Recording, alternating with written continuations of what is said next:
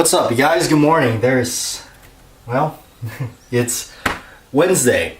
Something about the morning and a cup of coffee. At least that's what it is for me. So, get the coffee going, get the morning going.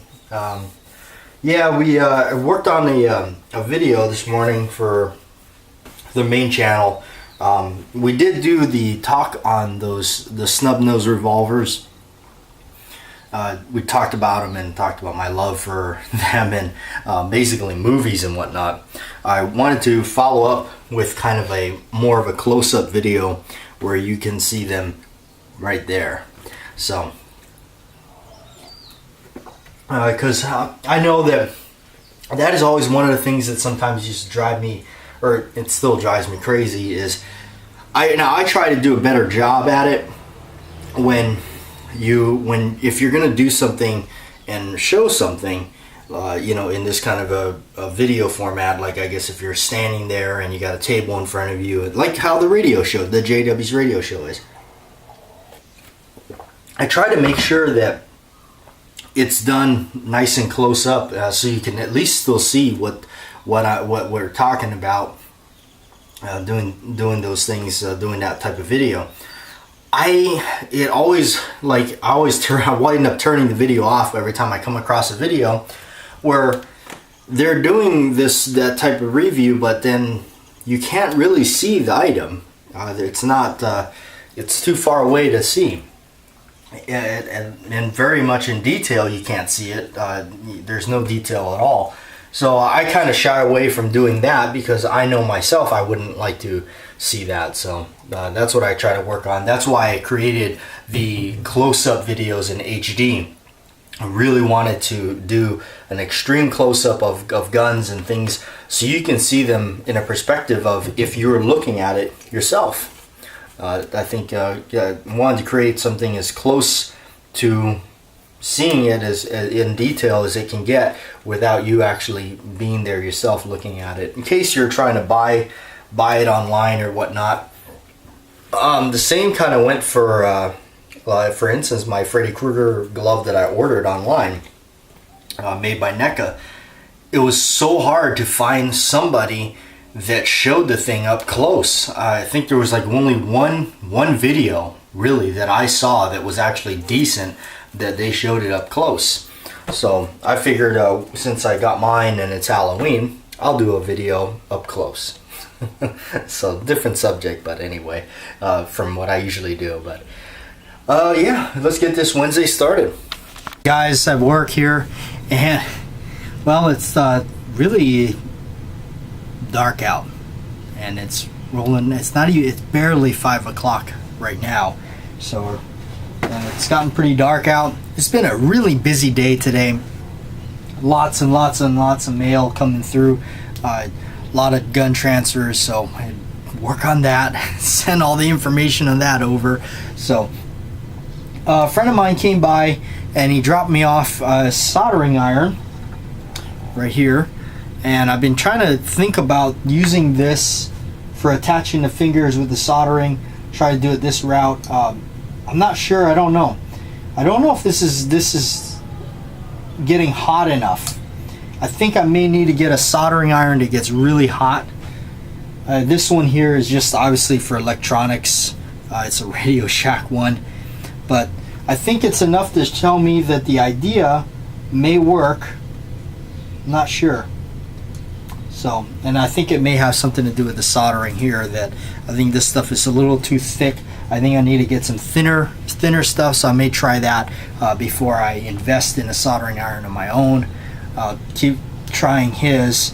Also, kind of what he said was to heat up the parts a little bit, so I'll try to do that. We'll see how that goes when I get home. Try to go about doing that. Also getting some sort of I think fun tack. I may try fun tack at the end to hold the blade in place where it needs to be while I solder it. So that's going to be something I'm going to try. I did want to do a video of a pistol here in the shop for the main channel, but guess what? The old JW forgot his tripod at home. So that ain't gonna go down today. But the under the grips video is up on the main channel. Most of you have seen it already, so appreciate you watching that.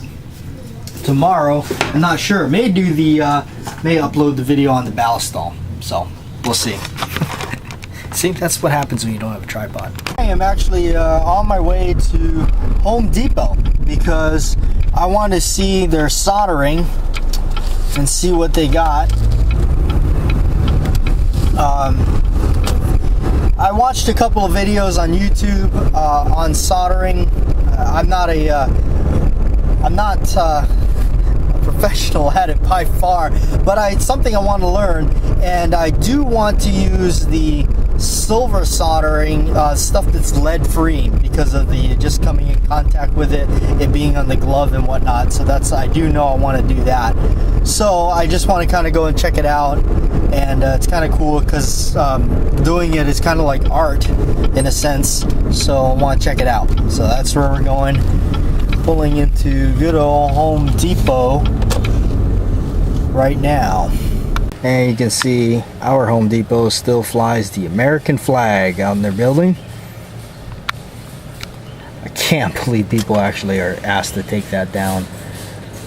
Okay. Pipe cutters.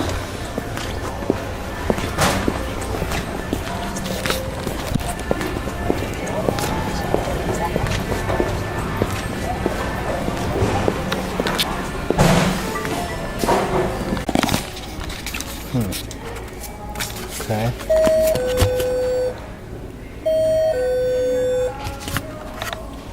And all the brushes. Water soluble tinning flux. Guess I have to figure out what all this means. That's the one thing about this store is when you walk out through the exit, you're on the other side of the parking lot. So either way, you gotta walk all the way back to the front. This is what I bought.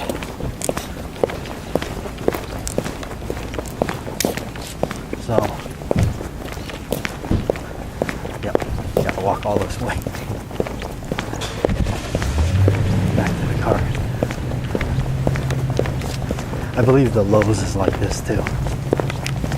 But yeah, I hope I bought the right stuff. I was watching the guy's video, and the flux that he had was a big tub like this, and I didn't see anything else that was like smaller that was actually labeled soldering paste.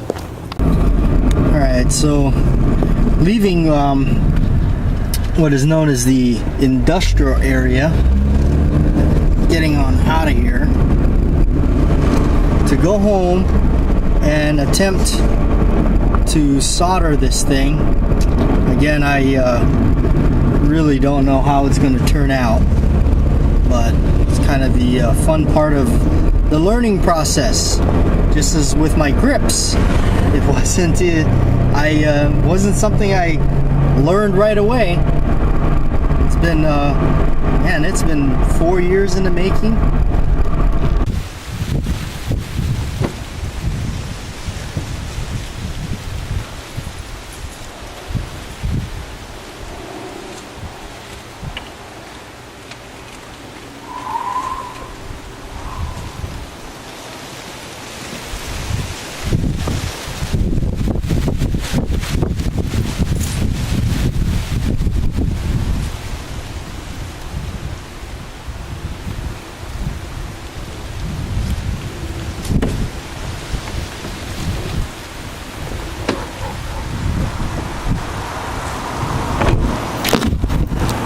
Pretty windy, guys. I don't know, almost like a storm.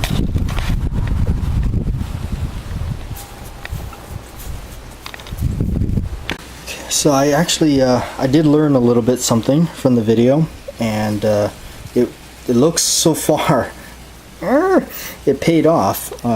There's my soldering job. I must say I think this might have been the key right here, was getting this stuff, this soldering paste. lead free. Everything is lead free. And make sure do this as cautious as possible, but yeah, okay.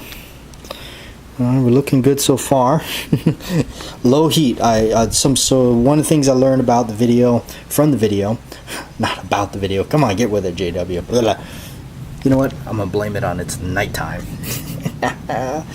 Okay, all right. So what I learned is you obviously use this stuff right here that I bought and heat it up. Use a very, very low flame and just kind of just go across it little by little until you build up a little bit of it. And as you can see, I got quite a little bit on there, so hopefully that stays. By the way, did I forget to mention my little ingenious setup here? I got two 2x4s. I got a wooden stick dowel that's flattened on the bottom, holding the finger, with a piece of plumber's putty holding the blade in place where it needs to be. Hey man, I gotta pat myself on the back for that. Guys, that's gonna be it for today.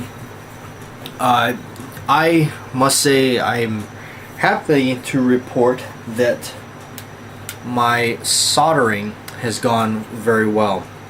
So the only thing I gotta do is rework the ringlets. I'm not happy with it. I need to just move the this one up further, up on the finger a little bit further up. So that's easy. I'm just gonna heat it back up and go ahead and resolder them, because it was fairly easy. You know what? I'm glad I bought that flux, that soldering paste, because really that was the key. I saw now what it's supposed to do, and of course learning a little bit from YouTube, and just realized that everything went through before on the first build. It's on the floor, that's why. It really was unnecessary. All that trouble was unnecessary.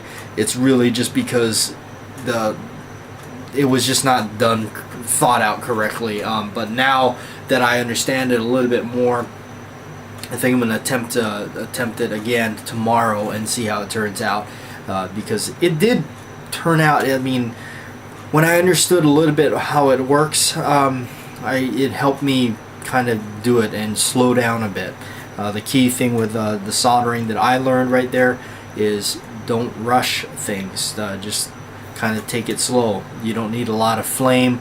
The torch needs to be set really low. So I had to learn a couple of things there. So the only problem is, which I'm gonna have to talk to Cody, because he's a plumber, and actually I got a little couple tips from him, is how in the heck do you get that flux off of the copper?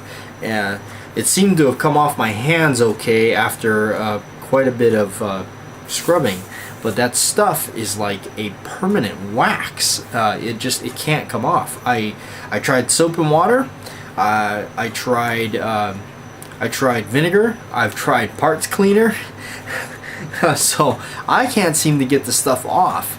So I'm kind of unsure how to get flux or that soldering paste off of the thing. So Cody did mention to me very little of the stuff, so I may actually, instead of continuing to use that brush that I bought, I may actually just use Q-tips, to be honest with you. Just dab just enough to where I need it, and try to use a bare minimum of that stuff. So anyway, I'm gonna get out of here. That's gonna be it, and that is kind of my soldering day.